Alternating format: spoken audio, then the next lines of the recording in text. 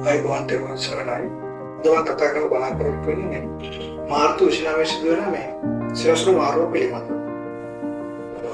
එතකොට මේ සිරස්රු මාරුවෙන් දැනට ඒ රාෂ්ට්‍රගත කරන මකර ලග්න කරුවන් මේ රාෂ්ට්‍රගතත්වයෙන් මිදෙනවා. ඔවුන්ට ඉතාමත්ම යහපත් කාලයක්, වාසනාවන්ත කාලයක් මාර්තු 29 පස්සේ උදා වෙනවා. තිබුණ මානසික පීඩා, රෝග පීඩා, කරදර යම් කිසි කරලද වැඩවල අසාර්ථක භාවය, අකියාවල අසාර්ථක භාවය තිබුණා ඒවා දුර වෙලා සාර්ථකත්වයට උසස්සින් ලැබීමට වගේ දේවල් වලට මකර ලග්න කරුවන්ට හොඳ මේ කාලයක් තමයි මේ මාර්තු 29 පස්සේ ඉඳන් කාල සීමාව. ඒ වගේම දැනට රාෂ්ට්‍රක දෙවන අධිර ගත කරමින් ඉන්න උඹ ලග්න කරුවන්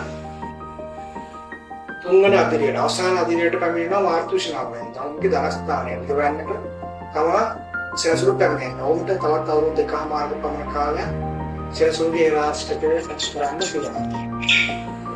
ඒ වගේම දැනට සෙනසුරු රාෂ්ට්‍රකයේ මුල් භාගයේ ගත කරමින් ඉන්න මීන ලග්න කරුවන්ගේ පළවෙනි ස්ථානය කියන්නේ තමයි මේ මාර්තු 29 වෙනිදා සෙනසුරු පැමිණෙමින් තිබෙන්නේ. තවත් උන්ට අවුරුදු 5ක් පමණ කාලයක් මේ රාෂ්ට්‍ර තත්වයට මුහුණ දීමට සිද්ධ වෙනවා. දැන් ඉන්නේ ඔළුවට ඉස්සෙල්ට ඔළුවට පීඩා, මානසික කරදර විවිධ දේවල් වලට මුහුණ දීමට සිද්ධ වෙන්න පුළුවන්කමක් තියෙනවා. මේ ලග්න කරුවන්ගේ තත්ත්වය තමයි ඒක. එතකොට මේ දක්වා අෂ්ටමයේ රාෂ්ට්‍රයක් ලග්නයෙන් 8 වෙන්නට කටක ලග්න කරුවන්ගේ ලග්නයෙන් 8 වෙන අෂ්ටමයේ රාෂ්ට්‍රයක් ගත කරන කටක ලග්න කරුවනොත් මාර්තු මාසයේ 29 වෙනිදා අෂ්ටමයේ රාෂ්ට්‍රයෙන් මිදෙනවා. උන්ට ඉතාමත්ම යහපත් වාසනාවන්ත කාලයක්. අවගේ සමයන් නොතුන විවිධ කරදර, බාධක, අවහිරතා, පීඩා, උසස් වීම නොමැතිකම් ආදී සියලු දේවල් දුර වෙලා ජීවිතයේ අලුත් වෙන්න යහපත් පැත්තට යොමු වීමට උදා වෙන කාලයක් තමයි මාර්තු 29 පස්සේ උන්ටත් ලබන්නේ. ඒ වගේම අලුතෙන් මේකට එකතු වෙන ලග්න තමයි මේෂ ලග්නය.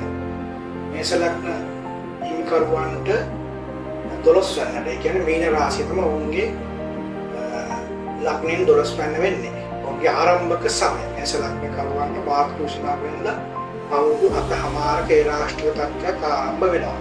අවුරුදු 7මාරක ඒ රාෂ්ට්‍රීය තත්ත්වයක් ආරම්භ වීමට නියමිත මාර්තු 29 වෙනිදා. ඒ වගේම සිංහ ලග්න කරුවන්ගේ 8 වෙනිදාට තමයි අෂ්ටමයේ රාෂ්ට්‍රයක් උදා වෙනවා. සිංහ ලග්න කරුවන්ගේ 8 වෙනිදාට මාර්තු 29 වෙනිදා අවුරුදු දෙකමාරක කාලයකට ඉදිරියට සෙනසුරුගේ අෂ්ටමයේ රාෂ්ට්‍රයකට මුහුණ දීමට සිදු වෙනවා. ඒ වගේම යම් කිසි කෙනෙකුගේ කේන්ද්‍රයේ කුම්භ රාශිය, මීන රාශිය, මේෂ රාශිය ආදී රාශි තුනේ චන්ද්‍රයා ඉන්නවා නම් ඔවුන්ට ජන්මයේ රාශියකට ජන්මයේ රාශියකට චන්ද්‍රයාගෙන් උදා වෙන ඒ රාශික තත්වයට මුහුණ දීමට සිදු වෙනවා. යම් කිසි කෙනෙකුගේ චන්ද්‍රයාගෙන් 8 වෙනිදා කියන මීන රාශියට දැන් සසු දෙන්නේ එවිදෙන් එතකොට මීන රාශිය චන්ද්‍රයාගෙන් 8 වෙනිදා වෙනවා නම් ජන්මාෂ්ටමය අත චන්ද්‍රාෂ්ටමයේ රාශියකට මුහුණ දීමට ලග්න කරුවන්ට සිදු වෙනවා.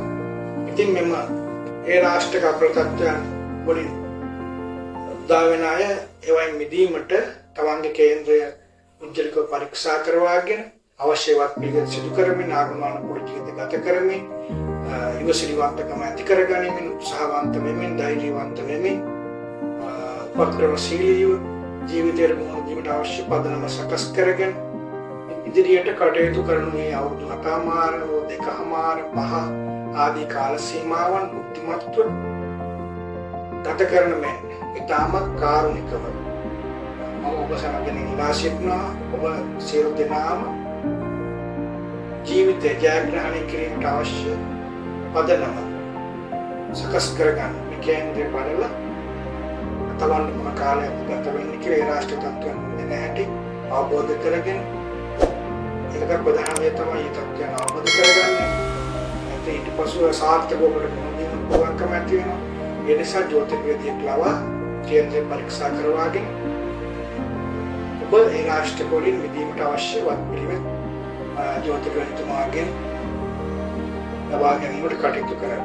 ඒ වගේම මම ඔස්සල් දාගෙන ඉල්ලීමක් කරන අපගේ channel එක subscribe කරලා අපට සහයෝගය දක්වන මෙන් ඉතාම කාරුණිකව ඉල්ලනවා. ඒ වගේම ඔබට ජන්මපත්‍ර බලා ගැනීමට අවශ්‍යතාවයක් තිබෙනවා නම් මගේ දුරකථන අංකයට කතා කරලා ඔබට ජන්මපත්‍ර පරීක්ෂා කරවා ගැනීමට පුළුවන්. ඔසකට තෙරුවන් සරණයි.